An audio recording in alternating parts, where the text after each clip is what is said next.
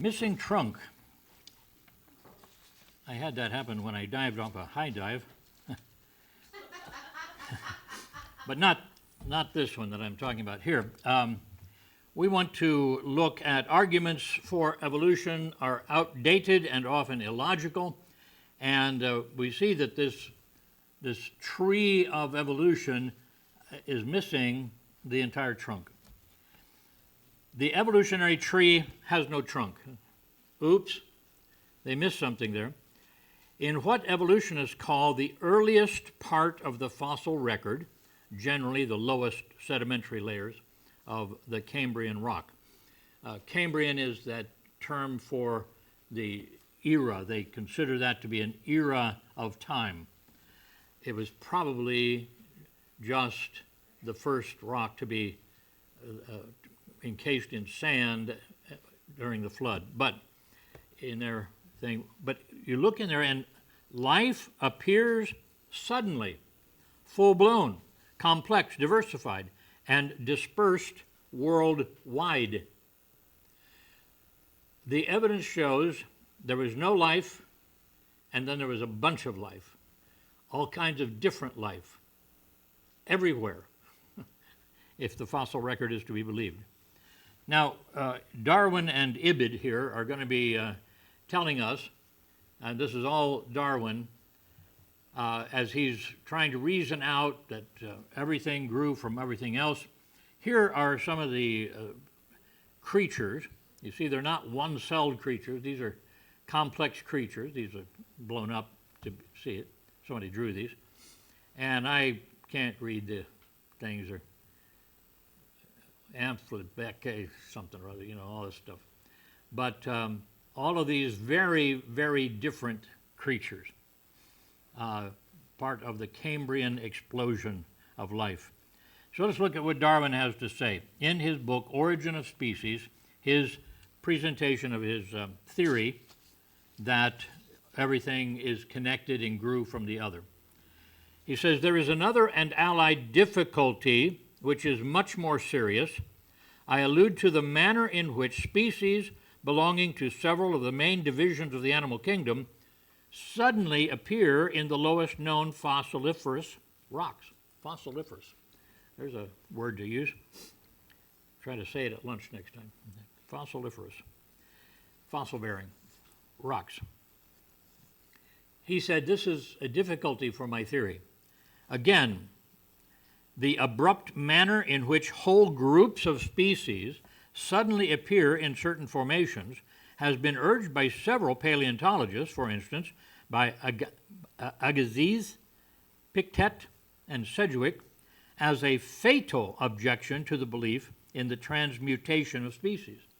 He says, scientists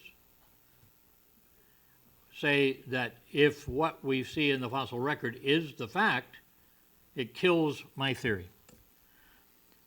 If numerous species belonging to the same genera or families have really started into life at once, the fact would be fatal to the theory of evolution through natural selection.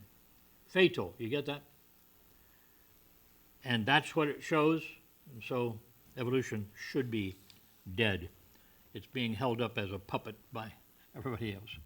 Again, Darwin says, to the question why we do not find rich fossiliferous deposits belonging to these assumed earliest periods prior to the Cambrian system, I can give no satisfactory answer.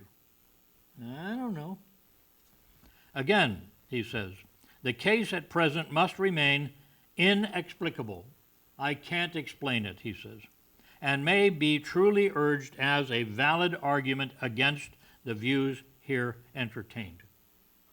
We have his okay to doubt the whole thing because he says it's a valid argument. So we come to it that evolution should be one-celled, two-celled, there are no two-celled animals. Multi-celled then, they leaped from one cell to multi-cells. Then they leaped to this whole bunch of creatures with no individuals between, no transitions. evolving so many unusual animals during a single geologic period is mind-boggling. The rate, every time you would imagine lightning striking ooze and mud and a one-celled animal bursting into life, how often would that then another burst of lightning kill the thing? I mean, it's not like, aha, I've arrived and I'm going to stay around forever. Boom, maybe it didn't get enough to eat. Maybe the ooze dried up. And no matchmaker. Right, and nobody there to help. No matchmaker. All of the chances of it forming into life are so remote, but the chances of that single cell dying would be equally just as likely, more likely than it coming into life. So that happening over a bunch of them. So these are separate creations. These are separate evolutionary pop-up. They all popped up at once, you see, not from each other, if it's evolution at all. But he says, but it happening twice in widely separated locations stretches credulity, belief, to the breaking point. According to the theory of plate tectonics, that's the movement of the plates of Earth, China and Canada were even farther apart during the Cambrian. So it didn't happen next door to each other because of similar conditions. It happened on the other side of the world. Evolution, let's just consider what they say, predicts that minor variations should slowly accumulate, eventually becoming major categories of organisms. Instead, the opposite is found. Almost all of today's plant and animal phyla, including flowering plants, vascular plants, and vertebrates, appear at the base of the fossil record. All of this just appeared.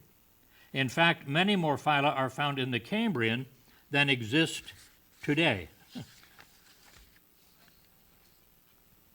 Chin, that was the only reference I had to him, so I didn't go back in the book to see who that was talking about. But he said it this way: a simple way of putting it is that currently we have about 38 phyla, these are the groupings of life, 38 phyla of different groups of animals, but the total number of phyla discovered during that period of time, the Cambrian, he says, including those in China, Canada, and elsewhere, adds up to over 50 phyla. That means there are more phyla in the very, very beginning, where we found first fossils of animal life, than exist now. That's not what evolution says. It's supposed to be bigger, greater, more, and more.